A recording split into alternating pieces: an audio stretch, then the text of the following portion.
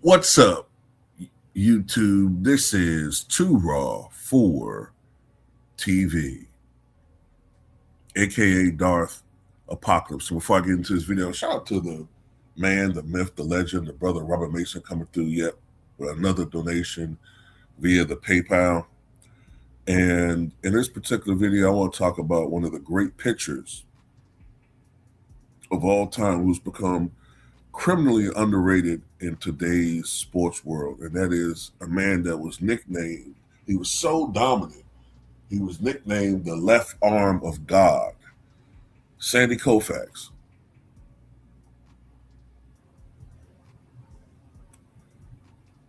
Widely regarded as one of the greatest pitchers of all time, he played 12 seasons in Major League Baseball for the Brooklyn Dodgers, later become the Los Angeles Dodgers, from 1955 to 1966.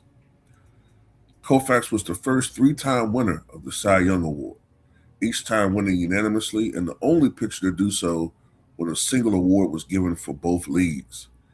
He was also named the National League Most Valuable Player in 1963.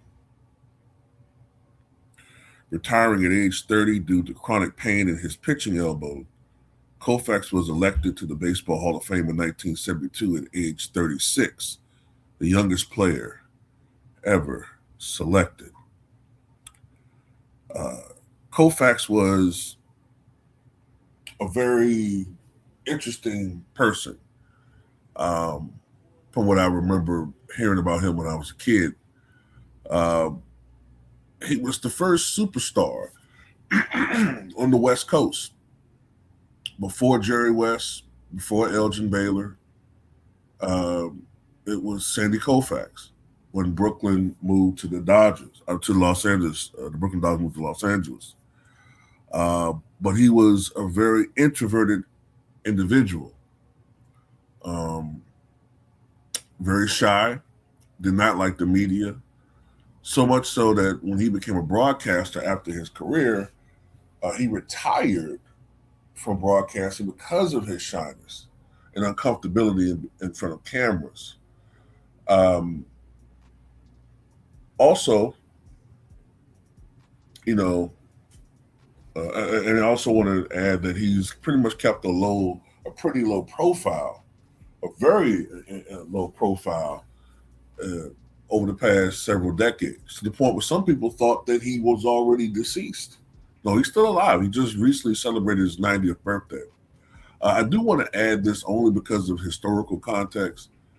There have always been persistent rumors about Sandy Koufax's sexuality and that playing a role into why he's so private.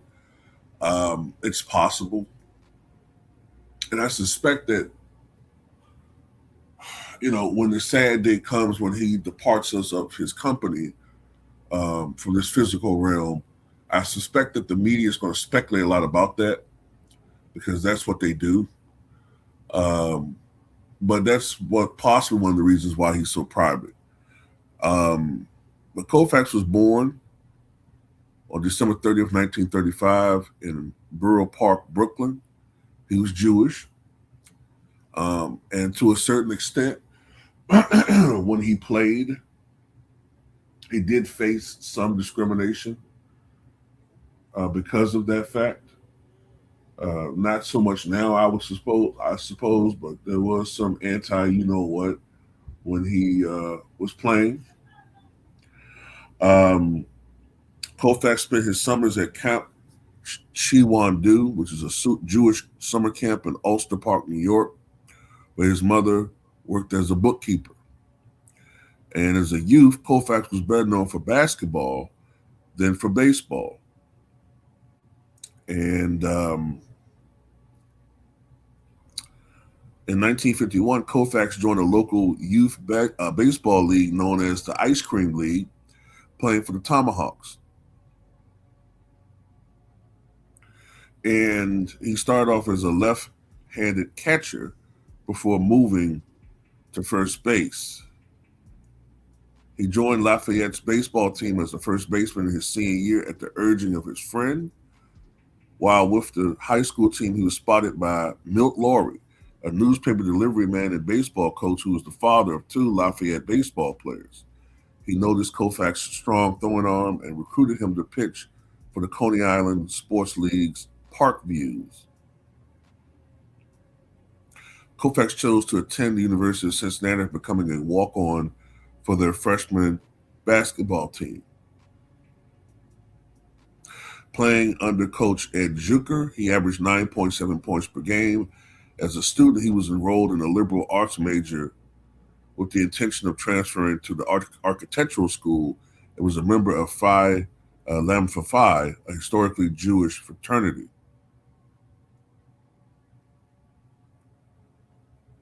One day, Koufax overheard Juker, who also coached the college baseball team, planning a last-minute road trip in his office, which started in New Orleans. Eager to visit the city, he told Juker, "I'm a pitcher," and made the team in a subsequent tryout. For the season, Koufax went 3-1 with a 2.81 earned run average, 51 strikeouts and 30 walks in 32 innings pitched. And then began the transition from being a basketball standout to becoming one of the great pitching and baseball standouts.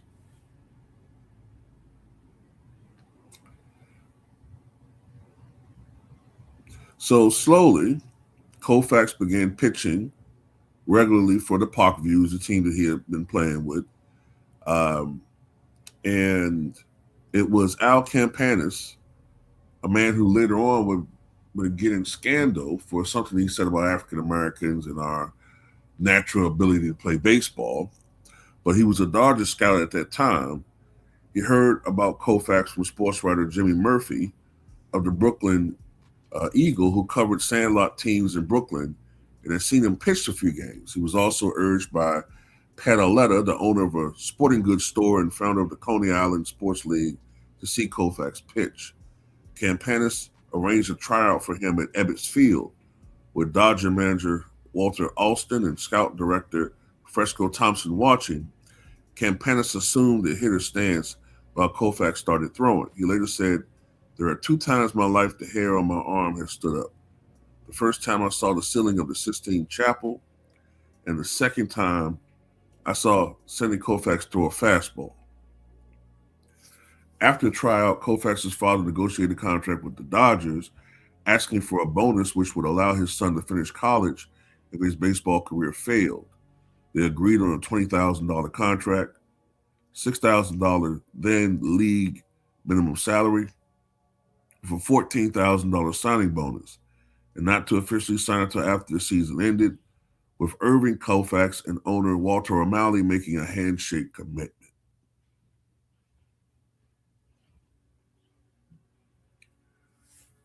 And during his first spring training, Koufax struggled with his new training regimen and suffered from a sore arm most of the time. Having pitched fewer than 20 games in the sandlots in college combined, he did not know a lot about pitching, such as how to properly field a ball, how to hold a runner on base, or even pitching signs. Later saying, "The only signs I knew were 1 finger for fastball and 2 for a curve. And here they were, there's 5 or 6 signs." And early on, Koufax struggled with injuries and mistrust from his manager, as far as his pitching ability. Walter Alston did not trust him, so he saw inconsistent playing time his first 6 seasons. After making adjustments prior to the 1961 season, Koufax quickly rose to become the dominant pitcher in the major leagues. He was an all-star in each of his last 6 seasons, leading the National League in earned run average each of his last 5 seasons, in strikeouts 4 seasons, and in wins and shutouts 3 times each. He was the first pitcher in the live ball era to post an earned run average below 2 in 3 different qualifying seasons, and the first in the modern era to record a 300 strikeout season 3 times. Koufax won the Major League Pitchers Triple Crown 3 times, leading the Dodgers to a pennant in each of those years. He was the first Major League pitcher to throw 4 no-hitters, including a perfect game in 1965. He was named the World Series MVP twice, leading the weak-hitting Dodgers to titles in 1963 and 1965. I don't think people understand enough how dominant Koufax was. The fact that the Dodgers were not, at that time, a great hitting team. Most baseball championship clubs, although pitching is absolutely vital, they usually need a dominant bat, or dominant bats, I should say, to win. The Dodgers were winning largely on the strength of their pitching staff, in particular Koufax. He's the most dominant pitcher, honestly, peak-wise, we've ever seen. Now, you could penalize him for his lack of longevity, but if you're talking about peak pitching, Sandy Koufax is the GOAT, at least in my opinion. Despite his comparatively short career, his 2,396 career strikeouts ranked 7th in Major League history at the time of his retirement. His 40 shutouts were tied for 9th in modern NL history. He was the first pitcher to hit in history to average more than 9 strikeouts per 9 innings pitched, and the first to allow fewer than 7 hits per 9 innings pitched. Koufax, along with teammate Don Drysdale, became a pivotal figure in baseball's labor movement when the two staged a joint holdout and demanded a fair contract from the Dodgers before the 1966 season. Koufax is also considered one of the greatest Jewish athletes. His decision to sit out Game 1 of the 1965 World Series because it coincided with the Jewish holiday of Yom Kippur garnered national attention and made him a revered figure within the American Jewish community.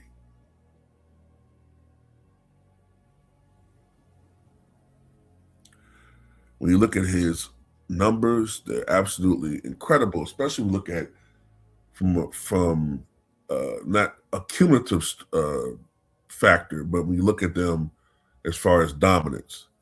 His overall pitching record, 165 wins and 87 losses.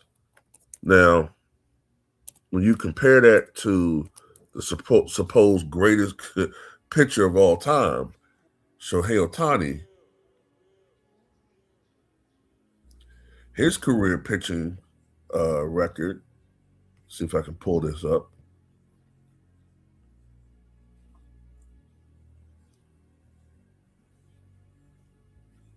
is 42-15. I don't quite understand how that's. No, I take that back. It's 47-22. His pitching record is 47-22. 47-22 compared to 165-87. I mean, it's just ridiculous. Earned run average 2.76, 2,396 career strikeouts, 7-time All-Star, 4-time World Series champion, NL MVP in 1963, 3-time Cy Young Award winner, and that's when it was only one Cy Young Award winner, not per league. 2-time World Series MVP, 3-time Triple Crown winner, 3-time Major League Baseball wins leader, 5-time NL ERA leader, 4-time MLB strikeout leader, pitched a perfect game on September 9th, 1965, pitched 4 no-hitters, which I believe was the Major League record until Nolan Ryan, who, of course, pitched for 27 seasons and had 7. His number 32 retired by the Los Angeles Dodgers.